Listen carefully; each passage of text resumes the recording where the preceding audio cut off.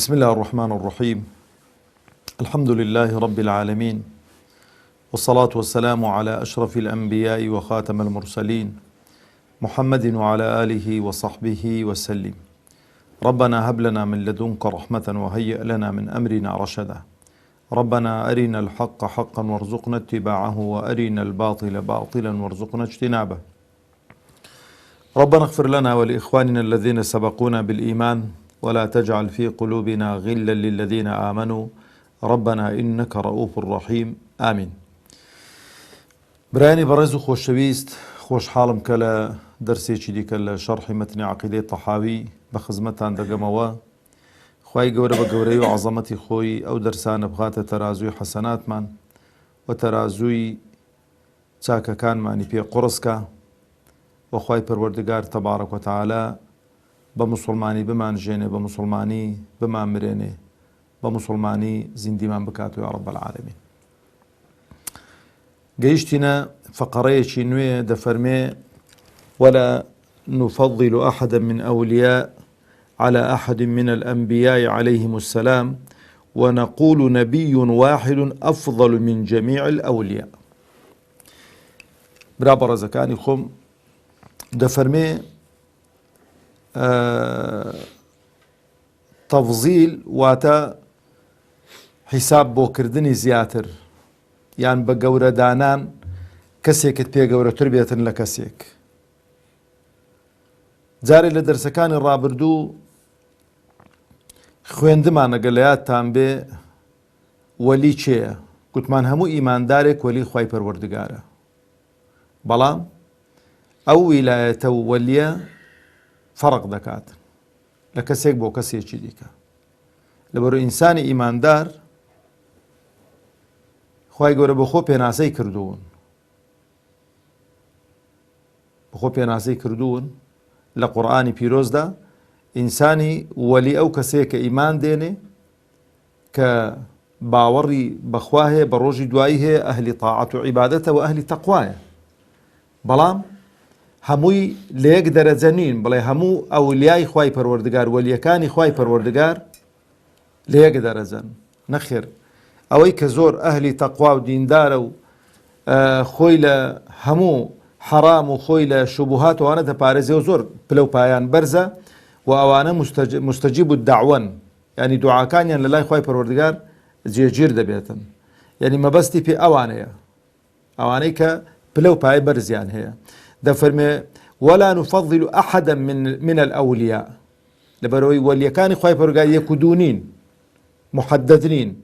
دفرمي تفضيل ياناكين هيك لوانا على أحد من الأنبياء.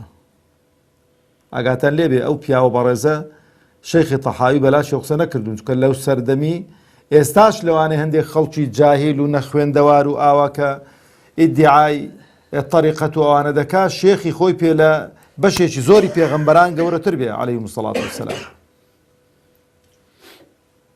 لبرو او تسلسلة هيت كسيك مهما عابد خوا پرزبه ناقاته هيتشك لو پیغمبران عليهم الصلاة والسلام او پیغمبرانيك خوا ناردوني بو هداية بشريت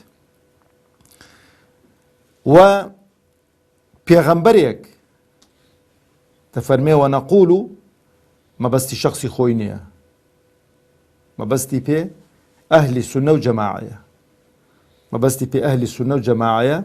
ده فرمي ونقول لبرهن بجمع ضليتا نبي واحد بيغمبرك كبيغمبري إخوة عليه الصلاة والسلام أفضل من جميع الأولياء. لهمو أولي دوست أحباباني إخوة قورترو بلو باي برسترو وخوشويسترا لا إخوة پروردگار تبارك وتعالى. برابر زكاني خوم لدرس كان رابردو لدرس الصحابة باش درس كي برسياري كرا بيم خوش وجكو هر لبابي تفضيلة لبابي بلو با قورية بيم خوش بقري موسري.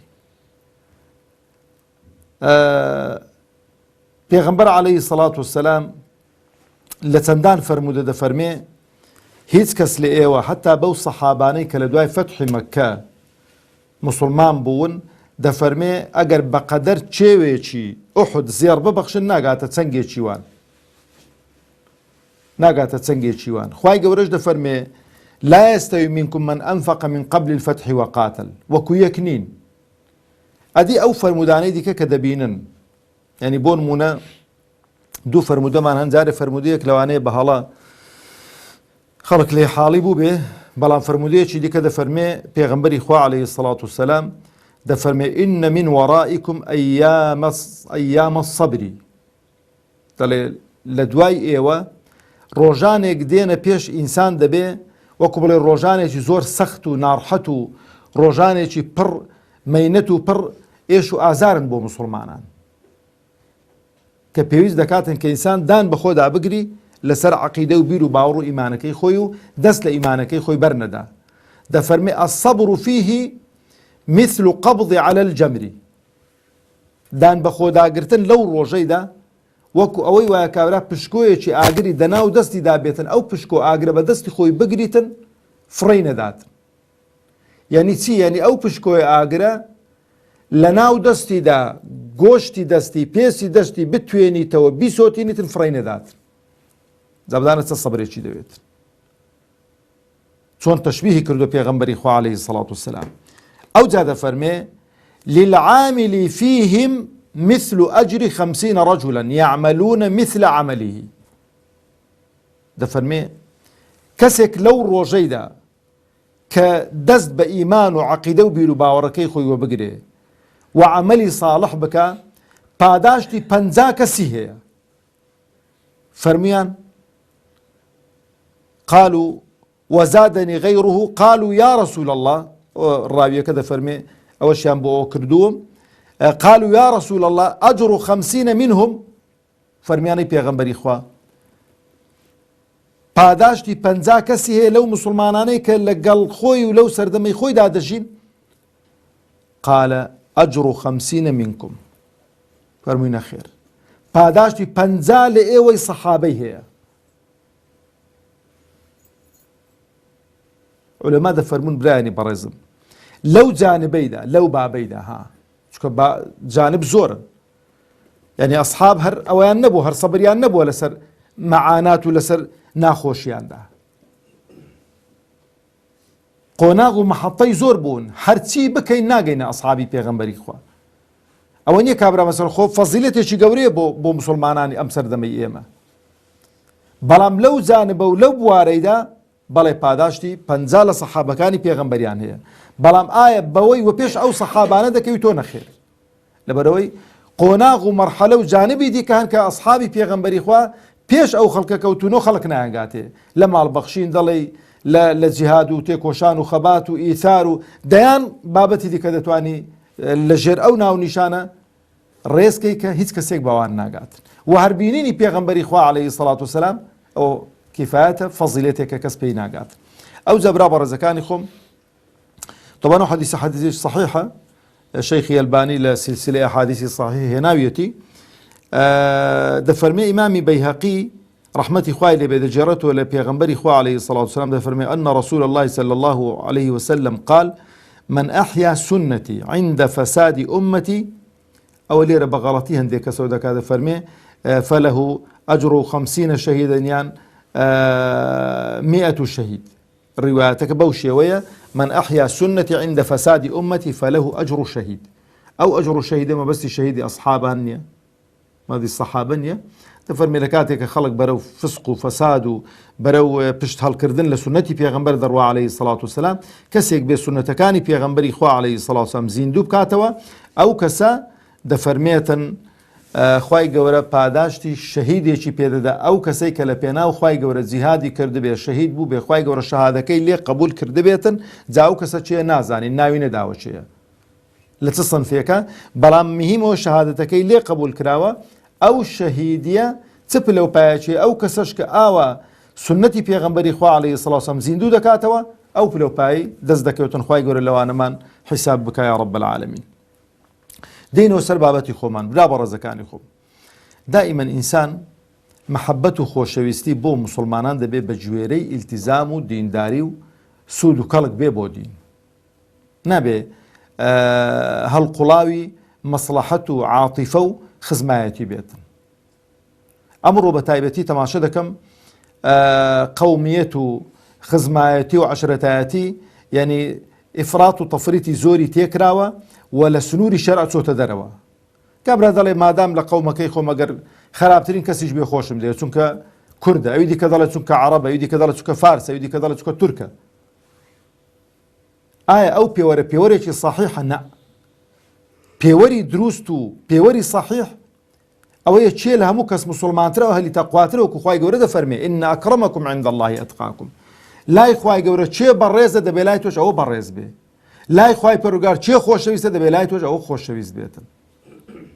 ناکرێ مەسەلەن بڵێ وەڵا لە فڵان کەس مادام لە عەشرەتەکەی منە و خزم و کەسی منە و هەرچی دەکا بابی کاتن مشکلە نییە. ئەو دەستە قەبرێکی و میش دەچمە قەبرێکی. قەت ئەوە مبەڕیر نییە، قەت ئەوە قسە نییە. خوای گەورە ئەو مبەڕیر و قسەیەت لێ وەرناگریتن. لەبەرەوە خوای پەروەردگار تەبارەک و تەعالا دۆست و ئەحباب و خۆشەویستی ئیماندارانی تەحدید کردوون. چ دەفەرمێ؟ ئینەما وەلیکم الله وەڕەسوولوه والمؤمنون. خۆشەویست و ئەحبابی ئێوە سێن خوایە تەبارەک و تەعالا بە دەرەجەی یەکەم، پێغەمبەرە عەلەیهی سەڵات وسەلام بە دەرەجەی دووەم، مسلمانان و ئیماندارانن بە دەرەجەی سێم. بەڵام کە گوتوویەتی مسلمان و ئیماندار فەرموویەتی ئەگەر خزمی خۆت بێ، ئامۆزای خۆت بێ، برای خۆت بێ، عەشرەتی خۆت بێ، نا. مؤمین بێ لە هەر تیرە و لە هەر جەماعەت و لە هەر خەڵکێکی بێ، ئەو ئیماندارە خۆشەویستی تۆ دەبێ وەلاءت بۆی هەبێ و خۆشت بوێتن و دوعای خێریشی بۆ بکەیت. ئەویش بە هەمان شێوە. ئەو جەبرا بەڕێزەکانی خۆم، ئینسانی ئیماندار دەبێ بزانێتن وەلیەکانی خوای پەروەردگار تەبارەک و تەعالا کەراماتیان هەن. بەڵام ئەو کەراماتانە ئاگاتان لێ بێتن جاری وا هەیە درۆ و دەلەسەی وا دروستکراون لە پاڵ ئەو کەرامەتانە کە ئەسڵ و ئەساسی نییە. لەبەرەوە شەیخی تەحاوی ڕەحمەتی خوای لێبێ دەفەرمێ وَنُؤْمِنُ بما جاء من كراماتهم وصح عن الثقات من رواياتهم. زۆر جوانی فەرمووە دەفەرمێ و ئیمانمان هەیە، باوەڕمان هەیە بما جاء من كراماتهم. ئەولیای خوای پەروەردگار طبعاً کەرامات برا بەڕێزەکانی خۆم جیاوازە لەگەڵ معجیزە. معجیزە تایبەتە بە پێغەمبەران عەلەیهیمو سەڵات وسەلام و معجیزە دووبارە بوونەوەی نییە. یعنی وە بڵێ پێغەمبەری ئێمە عەلەیهی سەڵات وسەلام مانجی شەق کردووە بە ئیشارەتێک، خوای گەورە مانجی بۆ شەق کردووە. عیسا عەلەیهی سەڵات وسەلام بە ئەمری خوا مردوو زیندی کردوتەوە. تەیری دروست کردووە لە قوڕ بە ئەمری خوا بۆتە تەیر و فڕیوە. پێغەمبەر عەلەیهی سەڵات وسەلام بە ئەمری خوا خوای پەروەردگار وای کردووە کە دەستی ئەوە کردو ئاو لە ناو پەنجەکانی هاتۆتە دەر. ئەوە کاوە معجیزەی پێدەک. معجیزەیانی دەستەوەستانی خەڵک هیچ کەسێک ناتوانێت بیکاتن. بەڵام کەراماتی ئەولیا ئەو پیاو چاکە خوای گەورە هەندێک شتێ دەداتێ. بۆ نمونە ئەو ئینسانە خوای گەورە وای پیشان دەدا بۆ نمونە کە پاشی ماوەیەکی دیکە هەفتەیەکی پێش ئێستانەکە کە بێتن، یعنی شتێکی بە مێشک دادێ خوای گەورە دەیخاتە خەیاڵ کە شتێکی ئاوا ڕوو دەدات. یان کەسێک دێتە لای ئەو کەسە هێشتا پێداویستەکەی خۆی نەگوتووە، خوای گەورە دەیخاتە دڵ دەڵێ فڵان کەس بۆ ئیشەی هاتووە. لە هەموو کەسێکی ئیمانداریش ڕوو دەدا ئاگاتان لێ بێتن. بەڵام جیاوازە، تایبەت نییە بڵێ کەسێک بێ لە قالب درابێەوە وەلیەکانی خوای گەورە نەبیستن. چۆن ئێستا کە دەڵێ کۆتایی بە پێغەمبەران هاتووە عەلەیهیمو سەڵات، بەڵام کۆتایی بە وەلیەکانی خوا نەهاتووە. بەردەوامن هەتا ڕۆژی قیامەت وەلیەکانی خوای گەورە دەژن لەسەر ڕووی زەوی بە گوێرەی ئیلتیزام و دینداری و دڵسۆزی و ئیخلاسیان بۆ خوای پەروەردگار تەبارەک و تەعالا. ئەو جا دەفەرمێ چی؟ وَنُؤْمِنُ بما جاء من كراماتهم. یعنی ئێستا یەکێک لە کەرامەتەکانی ئیمامی عومەر طبعاً دەبێ ئەو کەرامەتەی کە ڕیوایەت دەکرێت کە باسی لێ دەکرێت دەبێت صحیح بێ، نابێ ئیفرات و تەفریتی تێدا کرابێتن. دەفەرمێتن خوتبەی دەدا ڕۆژی جومعە، هاوڵانی پێغەمبەری خوا عەلەیهی سەڵات وسەلام لە بیلادی فارس بوون، جیهادیان دەکرد لە پێناو خوا. لەسەر میحراب فەرمووی یا ساریە الجەبەل یا ساریە الجەبەل. ساریە ئەو سەحابە بەڕێزە بووە کە قائیدی جەیشی مسلمانان بووە. فەرموویتی سەرکەوە سەر چیایەکەی. خوای گەورە بە ئەمر و گەورەی خۆی ئەو دەنگە دەگوازێتەوە. جا خەڵکێک هەبێ بڵێ بجاوشە باشە ئەگەر عەقڵی ئینسان بگاتە ئەو قۆناغ و مەرحەلەیەی جیهازێکی گچکە با لە ئاسمانێ دانێتن ها قەمەرێکی سناعیدانێ ئاو هەموو سەوت و سۆڕەی لەو قاڕێی بۆ قاڕێ بگوازێتەوە. خوای گەورە تەبارەک و تەعالە دەسەڵات و قودرەتی ئەوەی نییە کە بەبێ قەمەرە سناعی و ئەوانە دەنجی عەبدێکی خۆی بگوازیتەوە بۆ عەبدێکی دیکە، زۆر لەوەی گەورەترە. إنما أمره إذا أراد أن يقول له كن فيكون. زۆر گرینگە برا خۆشەویستەکانی خۆم. ئەوجا لەپاڵ ئەوەی کا دەفەرمێتن کەرامات زۆرن کە بینە سەری هەم ئی ئەسحابی پێغەمبەری خوا و بە تایبەتیش لە دوای ئەسحابی پێغەمبەری خوا لە جیلی تابعین خەڵکێک مەشهور بوو کە کەراماتی هەبوون، یعنی مستەجابی داعوە بووە. یعنی ئەوجا لێرانەدا برا بەڕێزەکانی خۆم دەفەرمێ وصح عن الثقات من رواياتهم. بەس ئەوە قەت ئەوە نییە مەسەلەن بۆ نمونە ئێستامە تەقدیرمان بۆ ئەو خەڵکە باشەی پیاوێکی وەکو شێخ عەبدولقادری گەیلانی بەڕەحمەت بێ لە خودی خۆیدا پیاوێکی زۆر باش بووە، ئەوەی کە باز دەکرێت ئەوەی کە لە سیرە و لە ژیانیدا باز کراوە پیاوێکی بۆ خوا سوڵحا بووە. بەڵام خەڵکێکی جاهیل و نەخوێندەوار کە هاتوون تەقدیسیان کردووە ئەوجا هەندێک درۆ و دەرەسیان بەزاری هەڵبەستیون. یعنی بۆ نمونە کابرا مەسەلەن دەڵێ لە هندستان نازانم بێڕێزی کردو بەرامبەر بە مریدێکی و بەچی ئەلەوێن دەرێ ئەو پێوە نەعلەیەکی لێداوە. ئەو درۆ ئەو بوختان و ئەوانە یعنی هەم لە قەزیەکەی کەم دەکەنەوە و هەم خەڵک دەکەنە گومان لە هەموو کەراماتی ئەولیا. دەنا کەراماتی ئەولیا شتێکی حەقە و شتێکی دروستە، بەڵام بە شێوەیەکی صحیح و تەندروست پێدگەی بێت. چۆن هەموو فەرمودەکانی پێغەمبەری خوا عەلەیهی سەڵات و تەماشێک کابرا هەندێک فەرمودەی بە درۆ هەڵبەستیون هەتا ئێوارێ بڵێ فەرمودەی پێغەمبەری عەلەیهی سەڵات و بەرەکاتەوە بەخوا بوختانە و درۆی بە پێغەمبەر کراوە عەلەیهی سەڵات و سەلام. هەندێک کەراماتیش بە هەمان شێوە درۆ و بوختانن بە وەلیەکانی خوای پەروەردگار تەبارەک و تەعالە کراون. ئەو جەبرا بەڕێزەکانی خۆم ئەو دێتە سەر بابەتێکی نوێ کاتەکەمان ئەوزانم کەم ماوە بەڵام هەر ئیشارەی پێ دەکەین. دەفەرمێ ونؤمن بأشراط الساعة من خروج الدجال ونزول عيسى بن مريم عليه السلام من السماء ونؤمن بطلوع الشمس من مغربها وخروج الدابة الأرض من موضعها. برا بەڕێزەکانی خۆ پێشەوەی کە دنیا خراپێ پێش ئێستا لە یادمە گوتیان ساڵی 2000 دنیا کاول دەبێتن. ئێستا هوردە ئەوە دۆڵ دەکوتن دەڵێن ساڵی 2020 دەجالەوە بەرەڵا دەبێت و وەناو خەڵکی دەکەوێت و ئەو شتانەتان باوەڕ پێ نەبێت. علاماتی ڕۆژی دوای پێغەمبەر بۆی باس کردوین عەلەیهی سەڵات وسەلام. یعنی ئەگەر تۆزێ ئینسان بە دوای دابچێ بیخوێنێتەوە لەو مامەستا سیقات و ئەوەی کە جێی معتەمەد و جێی ئاعتیمادی موسڵمانانن، یعنی بۆی باس کردووی پێغەمبەری خوا عەلەیهی سەڵات وسەلام ئەشراتی ساعە شەرتی گچکەکان زۆری هاتوون، علاماتی گچکە زۆری هاتوون، بەڵام علاماتی گەورە دەفەرمێ پێغەمبەری خوا عەلەیهی سەڵات وسەلام چۆن تەسبیحێک کە بەنەکەی بپسێتن یەک بە دوای یەکدا دێتن ئاوا دێن. بەڵام ئەوەی کردوون مەسەلەن یەک بە دوای یەک چۆن دێتن دەجالە ئەوجا عیسا عەلەیهی سەڵات وسەلام دێتن ئەوجا کە خۆر لە خۆر ئاواوە جارێک دیکە دێتەوە دەر ئەوجا برا بەڕێزەکانی خۆم دابەت الئەرض یعنی وەکو بڵێ حەیوانێکە دێتە دەر لە زەوی یعنی قسە دەکا لەگەڵ خەڵکی. ئەو علامەت و نیشانانەی ڕۆژی دوایی باوەڕمان پێێتی و قەناعەتیشمانەوەیە کە کاتی خۆی داهات خوای پەروەردگار تەبارەک و تەعالە ئەو علامەتانە یەک لە دوای یەک دینیتن. لەبەرەوە کاتەکەمان بەرەو کۆتایی ڕۆی لە دەرسی داهات و علاماتی گەورە بە تەسەلسل باز دەکەین چۆنن و بە چ شێوازێکن و پێشەوەی کێمە بگەینە ئەو علامەتە و نیشانانە چ بکەین باشە. والسلام عليكم ورحمة الله وبركاته.